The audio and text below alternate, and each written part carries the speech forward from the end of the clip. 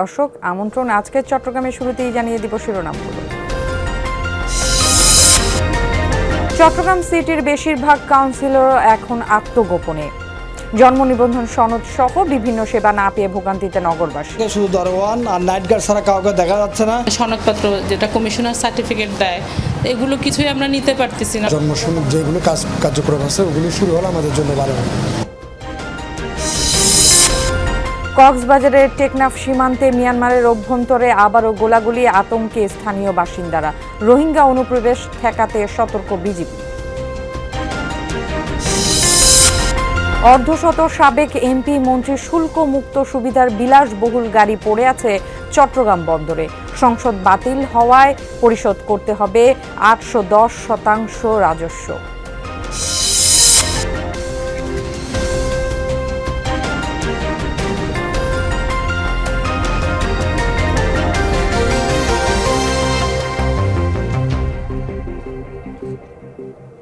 এতক্ষণ শিরোনামগুলো দেখে নিচ্ছিলেন, আপনাদের সাথে থাকছি আমি ফারহানা ন্যান্সি। এবার জানাবো বিস্তারিত সব খবরাখবর। 3 সপ্তাহের বেশি সময় ধরে চট্টগ্রাম সিটি কর্পোরেশনের 41টি ওয়ার্ড কাউন্সিলর কার্যালয়ে মিলছে না নাগরিক সেবা। পট পরিবর্তনের পর থেকে বেশিরভাগ কাউন্সিলর আত্মগোপনে। অনেক কার্যালয়ে ভাঙচুর, অগ্নিসংযোগে ক্ষতিগ্রস্ত। ফলে জন্ম নিবন্ধন সনদ সহ প্রয়োজনীয় সেবা না পেয়ে ভোগান্তিতে নগরবাসী। চট্টগ্রাম সিটি কর্পোরেশনের 41টি ওয়ার্ড কাউন্সিলর কার্যালয়ের চিত্র এখন এমন। অফিস সহায়ক ও সহকারী দিয়ে কোনো মতে চলছে দৈনন্দিন কাজ। 5 আগস্ট সরকার পতনের পর বেশিরভাগ কাউন্সিলর আত্মগোপনে।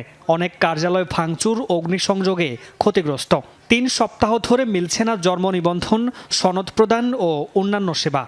সলিউশন হবে এটার অপেক্ষায় আছে। আর নাগরিক সেবাগুলো ব্যাহত হচ্ছে, যেমন অনেকে পাসপোর্টের জন্য, জন্ম নিবন্ধনের, অনেকে চিকিৎসার জন্য, কারণ কাগজগুলো এরা সাবমিট করতে পারছে না ঠিকভাবে।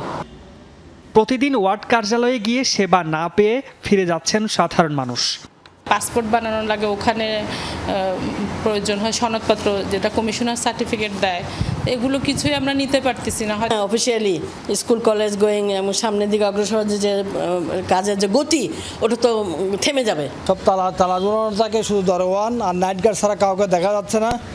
নাগরিক সুবিধা পাচ্ছি না আমরা। জন্ম সনদ যেগুলো কার্যক্রম আছে ওগুলো শুরু হলে আমাদের জন্য ভালো হবে। এই কাজগুলো যত দ্রুত সম্ভব চালু করার জন্য। নাগরিক ভোগান্তি দূর করতে আগামী 1 সপ্তাহের মধ্যে সংকট সমাধানের আশ্বাস সিটি কর্পোরেশনের। উপদেষ্টা মহোদয়ের সাথে কথা বলে এবং আজকে অথবা নেক্সট ওয়ার্কিং ডের মধ্যে এটার একটা সমাধান আমাদেরকে দিবেন। তো আমরা আশা করছি আগামী সপ্তাহের মধ্যে আমরা এই বিষয়ে একটা সিদ্ধান্ত দিতে পারব। মামুন রশিদ অফি, যমুনা নিউজ, চট্টগ্রাম। মিয়ানমারের রাখাইন রাজ্যে সামরিক বাহিনীর সাথে বেড়েছে বিদ্রোহ গোষ্ঠী আরাকান আর্মির যুদ্ধের তীব্রতা। এতে আতঙ্কে বাংলাদেশের সীমান্তবর্তী এলাকার মানুষ। বুধবার রাত থেকে সকাল পর্যন্ত মর্টাল শেল আর গুলির শব্দে কেঁপে ওঠে সীমান্তবর্তী টেকনাফ, ফিল্লা, দমদমিয়া, সাবরাং, শাহপরীর দ্বীপ, নাইখনছড়ি সহ বিভিন্ন এলাকা। উদ্বেগ, আতঙ্কে নির্ঘুম রাত কাটে এসব এলাকার বাসিন্দাদের। এদিকে মংডুতে চলমান গৃহযুদ্ধের কারণে বর্ডার পার হয়ে বাংলাদেশে অনুপ্রবেশের চেষ্টা চালাচ্ছে রোহিঙ্গারা। অনুপ্রবেশ ঠেকানোর পাশাপাশি সার্বিক পরিস্থিতি নিয়ন্ত্রণে সতর্ক অবস্থায় রয়েছে বিজিবি সদস্যরা। দর্শক, এ বিষয়ে আরও জানাতে কক্সবাজার থেকে যুক্ত হচ্ছেন সহকর্মী এহসান আল কুতুবী। এহসান, সীমান্তবর্তী এলাকার অবস্থা এখন কেমন দেখছেন আর স্থানীয়রা কি বলছে এই বিষয়ে?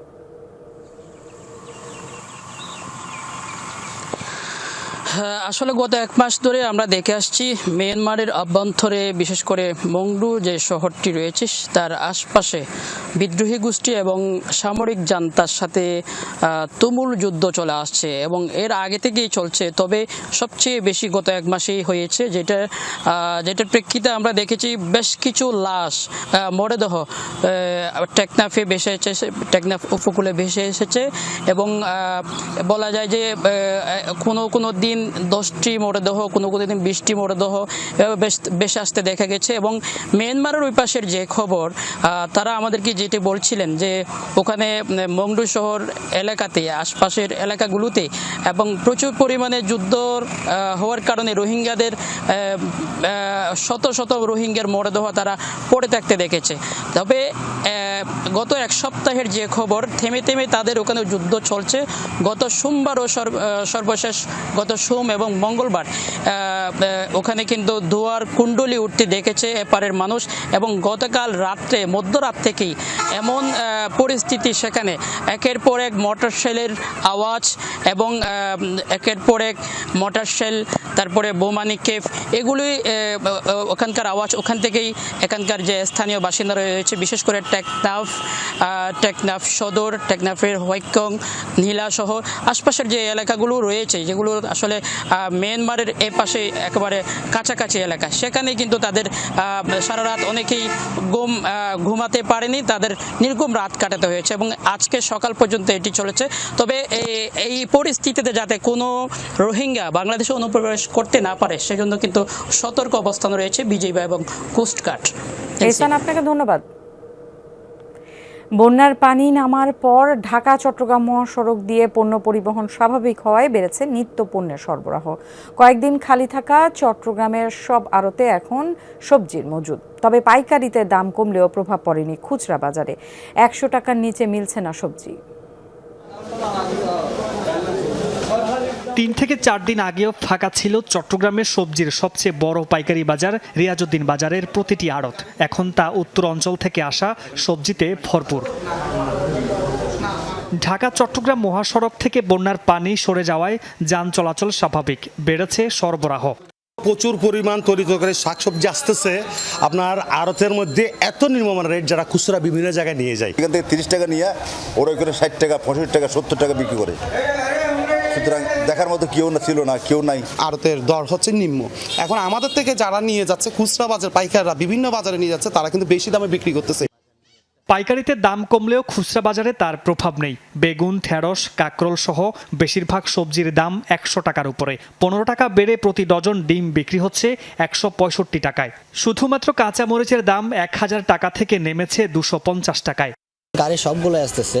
হ্যাঁ, পাইকারি বাজার আপনি দেখেন যে ওইখানে সস্তা, খুচরা বাজারে গিয়ে হিমশিম খাচ্ছে মানুষ নেওয়ার জন্য। বন্যার কারণে গাড়ি আসতেছে না, তার কারণে ডিমের দামগুলো বেশি নিতেছে। বৃষ্টির কারণে অনেকগুলো খামার নষ্ট হয়েছে, তো আর দ্বিতীয়ত যাতায়াতে একটু মাল কম আসতেছে, এই জন্য একটু দাম বাড়তি। প্রতিটি যদি করে 3-4 টাকা করে বাড়ে, তাহলে মানুষ কি করবে বলেন? আয় কমাতো কতটুকু আছে, ইনকাম কতটুকু আছে? পাইকারি বাজার থেকে কম দামে কিনে বেশি দামে বিক্রির অভিযোগ অস্বীকার করছেন খুচরা বিক্রেতারা। কিছু কিছু পণ্য আছে বাড়ছে, কিছুটা আবার কমছে, এরকম আর কি। আর বিশেষ করে আপনার বৃষ্টি বদলে অনেক সবজি নষ্ট হয়েছে, গৃহস্থরা অনেক ক্ষয়ক্ষতি হয়েছে। সামনে আরো কমে যাবে, সব কিছুর দামে কমবে। আগের মতনে কখনো যেটা বন্যার কারণে যেটা বাঁচছিল সেটা কমে গেছে, সামনে দেখা যাবে আরো কমে যাবে। দামটা কমতে আসে না, কিন্তু কমবে, কিন্তু আর একটু কয়েকদিন আসলে গাড়ি ক্লিয়ার হলে কমবে। আর মামুন নুরশিদ অফি, যমুনা নিউজ, চট্টগ্রাম।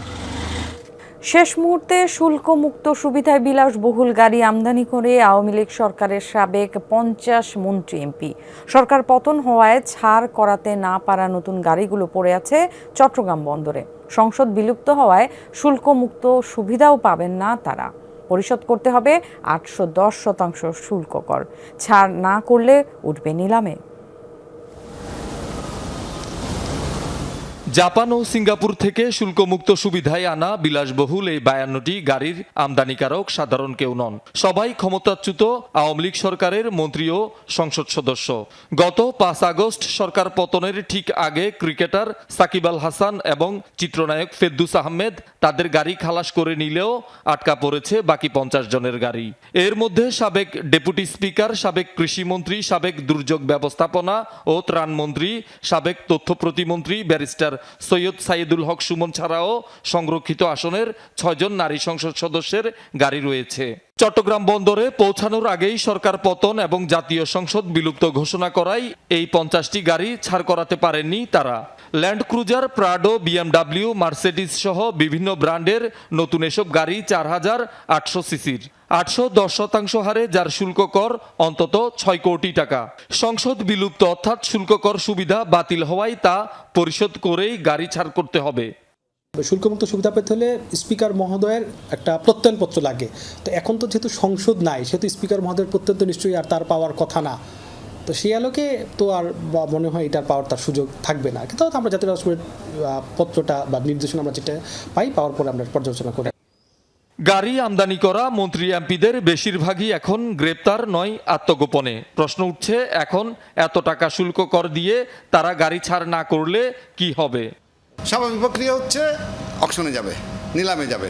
নিলামে যে প্রসিডিউরে যাবে সেটা অনেক ল্যাগলি প্রসেস, কান্ডেন্টের মতো ব্যাকফায়ার করবে। আমার সেখানে আমার ব্যক্তিগত মতামত হচ্ছে এই গাড়িগুলো নষ্ট না করে নিলামে না দিয়ে সরকারি কোনো সংস্থাকে দিয়ে এই জাতীয় সম্পদটাকে নষ্ট না করার জন্য আমি অনুরোধ করব। 1988 সালে শুল্কমুক্ত সুবিধা প্রবর্তনের পর থেকে এ পর্যন্ত শত শত মন্ত্রী এমপি এভাবে গাড়ি এনেছেন। এটা যে শুধুমাত্র এখন একজন এমপি সাহেব 3 মাসের জন্য এই সুযোগ নিতে চেয়েছেন এরকম না। অতীতেও অনেক উপনির্বাচনে অনেকে আসছেন 1 মাসের জন্য, তারাও এই সুবিধা নিয়েছেন। বর্তমানে 50টি গাড়ির কিছু আছে চট্টগ্রাম বন্দরের কার শেডে, কিছু মাল্টিপল শেডে। শহীদুল সুমন, যমুনা নিউজ, চট্টগ্রাম। চট্টগ্রামে অলি-গলি পাড়া মহল্লায় সংঘবদ্ধ কিশোর গ্যাংয়ের দৌরাত্ম্য ও চাঁদাবাজি বন্ধের দাবি জানিয়েছেন পরিবহন শ্রমিকরা। সংবাদ সম্মেলনে অটো টেম্পো শ্রমিক ইউনিয়নের নেতারা অভিযোগ করেন, কিশোর গ্যাংয়ের চাঁদাবাজি ও নির্যাতনে শ্রমিকরা অতিষ্ঠ। পরিবহন সেক্টরে অরাজকতা ও নৈরাজ্য সৃষ্টি করা এসব সন্ত্রাসী এবং তাদের আশ্রয়দাতাদের চিহ্নিত করে অবিলম্বে গ্রেফতার ও দৃষ্টান্তমূলক শাস্তির দাবি জানান শ্রমিক ইউনিয়নের নেতাকর্মীরা। বাকুলিয়া আদর্শ বালিকা উচ্চ বিদ্যালয়ের প্রাক্তন প্রধান শিক্ষক ও সহকারী প্রধান শিক্ষকের বিরুদ্ধে অনিয়ম দুর্নীতির অভিযোগ এনে তদন্তের দাবিতে বিক্ষোভ করেছে শিক্ষার্থীরা। এ সময় তারা অভিযোগ করেন, এই দুজনের নানা অনিয়মের প্রমাণ পাওয়ার পরও পরিচালনা পর্ষদ এবং প্রশাসন কোনো ব্যবস্থা নেয়নি। উত্থাপিত সব অনিয়মের নিরপেক্ষ তদন্ত এবং দোষীদের দৃষ্টান্তমূলক শাস্তির দাবি জানান মানববন্ধনে অংশগ্রহণকারী শিক্ষার্থীরা। এতে শিক্ষক ও অভিভাবকরাও অংশ নেন।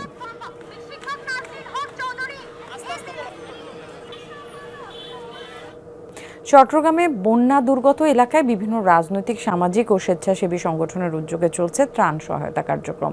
ফটিকছড়ি, সোয়াবিল, ফরহাদবাদ এবং ফেনীর বানভাসী 10,000 মানুষের জন্য খাদ্য সামগ্রী দিয়েছে নূরে বাংলা মানবিক ফাউন্ডেশন।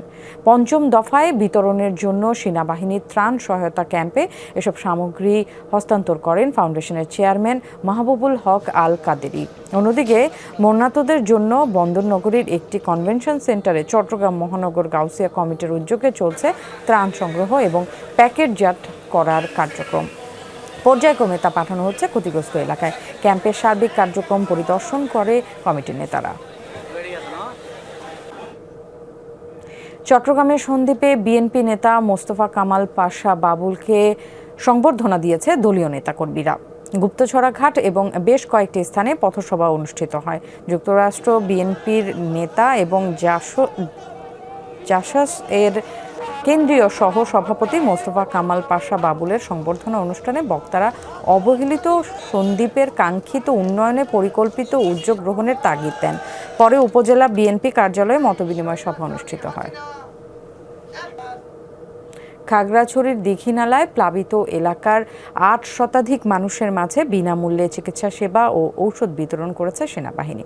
সকালে সেনাবাহিনীর খাগড়াছড়ি 5 ফিল্ড অ্যাম্বুলেন্স ও দীঘিনালা জোনের সহযোগিতায় এই কার্যক্রমের আয়োজন করা হয়। সেবার আওতায় গাইনি, মেডিসিন, চর্মসহ বিভিন্ন রোগের চিকিৎসা দেওয়া হয়। এ সময় 5 ফিল্ড অ্যাম্বুলেন্সের অধিনায়ক লেফটেন্যান্ট কর্নেল রাকিবুল ইসলাম, দীঘিনালা জোনের অধিনায়ক লেফটেন্যান্ট কর্নেল ওমর ফারুক উপস্থিত ছিলেন। সেবা কার্যক্রমে অংশ নেন খাগড়াছড়ি জেলা সদর হাসপাতালের চিকিৎসকরা। এদিকে রাঙামাটির কাপ্তায়ও প্রান্তিক জনগোষ্ঠীর মাঝে বিনামূল্যে চিকিৎসা সেবা ও ঔষধ বিতরণ করেছে সেনাবাহিনী।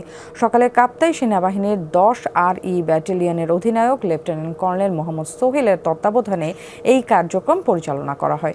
এ সময় শতাধিক রোগী চিকিৎসা সেবা নেন।